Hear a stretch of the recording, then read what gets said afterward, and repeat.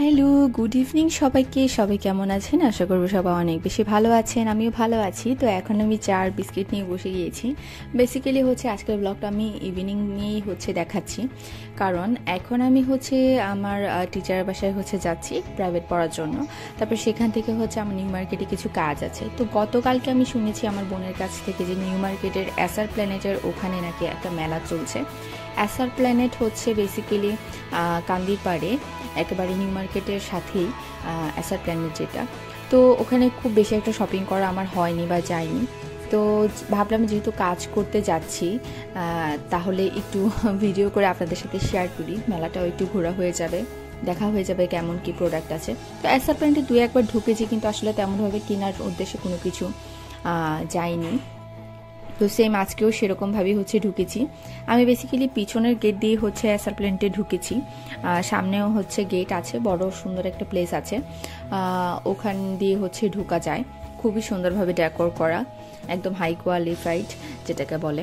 আর এই যে এখানে অনেক দোকান আছে দেখছিলাম, যদিও কিছুই আমি কিনিনি, কারণ আমার প্রয়োজনীয় কেনার মতো কিছুই এখানে ছিল না। আর তাছাড়া যতই এসআর প্ল্যানেট হোক বা যাই হোক না কেন, আমি একটু ইউনিক জিনিস ইউজ করতে পছন্দ করি। তো দেখলাম যে এখানে সব কিছু আসলে কমন প্রোডাক্ট, তাই আর কেনার মতো কোনো কিছু প্রয়োজনীয়তাই মনে করলাম না। তবে হ্যাঁ, মেলায় গিয়ে অনেক কিছু দেখেছি, খুব ভালো লেগেছে। মেলাতে সব কিছুই ছিল।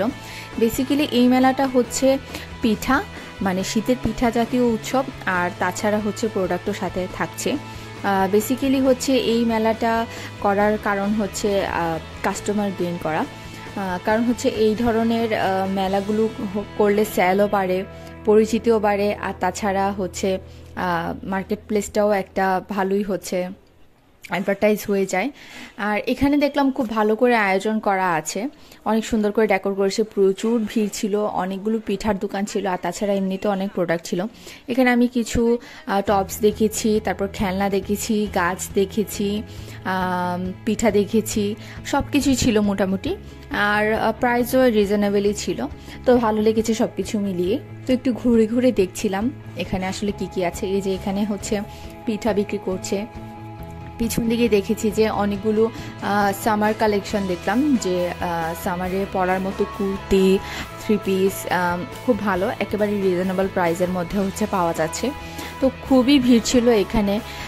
সবাই অনেক সবাই অনেক বেশি এখানে জড়ো হয়ে গিয়েছিল, যেটা আসলে গত করোনার পর থেকে আমাদের কুমিল্লাতে তেমন একটা মেলা দেখা যায় না বললেই চলে। তো এই মেলাটা শুনে আসলে সবাই অনেক বেশি ভিড় করে ফেলেছিল, ভালোই লাগছিল। আর তাছাড়া এখানে কিছু প্রয়োজনীয় নাটসও দেখলাম, না এই ধরনের কিছু ইনগ্রিডিয়েন্টস আছে, এগুলোও দেখলাম সেখানে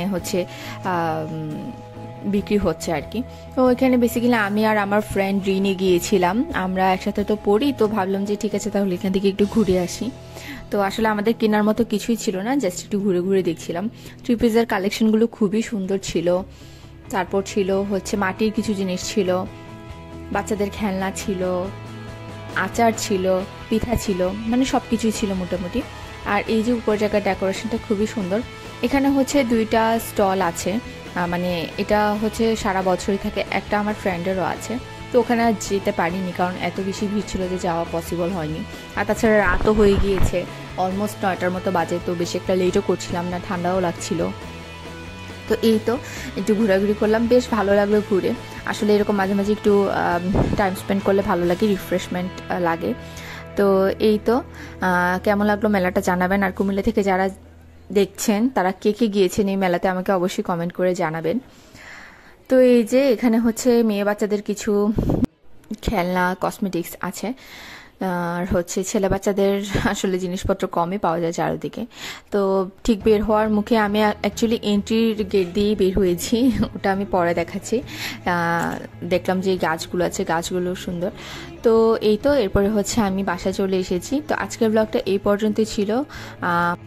এখনও যারা আমার চ্যানেলটিকে সাবস্ক্রাইব করেনি তারা অবশ্যই সাবস্ক্রাইব করবেন, আর অলরেডি যারা সাবস্ক্রাইব করেছেন তারা অবশ্যই লাইক, কমেন্ট, শেয়ার করবেন, আর আমাকে জানাবেন আমার ব্লগগুলো কেমন হচ্ছে। নেক্সট ব্লগ দেখার জন্য আপনাদের সবাইকে আমন্ত্রণ রইল। টিল দেন আপনারা সবাই অনেক বেশি ভালো থাকবেন। টাটা।